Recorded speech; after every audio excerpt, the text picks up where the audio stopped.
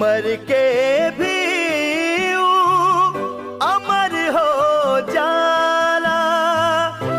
कफन तिरंगा जेके भेटाला। घरबा से ऊंचा होला वतन के दर्जा। हर वर्दी पर बाटे देशवा के कर्जा चुकावे खातिर हो। कर्जा चुकावे खातिर सगरो सुख चयनवा देदा। माई हो ललनवा देदा। बाबू हो सुगनवा देदा।